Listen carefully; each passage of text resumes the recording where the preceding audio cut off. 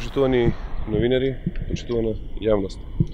Раководството на ВМРО-ДПМН и Христијан Мицковски време е да излезат од матрицата на Никола Груевски и јасно да кажат на македонската јавност дали се за Европската Унија и НАТО или не се. Изборот е јасен. Одлуката е или Европска Унија и НАТО, или изолација и неизвестност.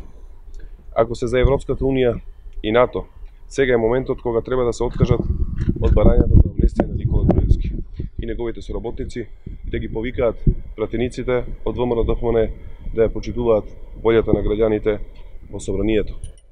Никогаш претходно, во последните 20 години, ниту една политичка идеја не добила толку голема поддршка од граѓаните.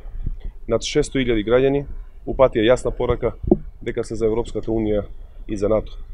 Сега е моментот. Сите пратеници, особено пратениците на ВМРО-ДПМН, се должни да ја следат ова јасна изразена волја на над 600.000 граѓани за членство во Европската Унија и во НАТО. Пратениците од ВМРО-ДПМН, кои навистина сакаат да влеземе во Европската Унија и НАТО, мора да превземат одговорност во име на граѓаните кои ги избрале и да ги продолжат процесите во собранието.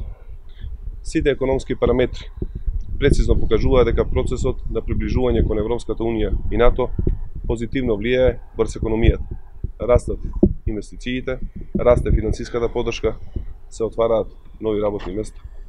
Затоа, за иднината на Македонија, најважно е да продолжи процесот на интеграција во Европската Унија и во НАТО. Ако Мицковски и раководството на ВМРО-ДПМН продолжат со измислување на нелогични барања, јасно е дека сакаат да го блокираат патот на Македонија кон Европската Унија и НАТО и да ја вратат земјата во изолација и неизвестност. Во тој случај, поради неодговорноста на раководството на ВМРО-ДПМН, единствен излез се предвремените избори веднаш за доброто на државата. Мицковски не може да избега од волјата на граѓаните.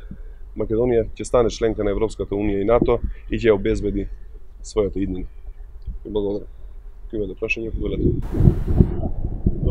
Дали сте имале разговори во последниот од вчера до денеска со некои од пратениците на ВМРО-ДПМН? Како напредува?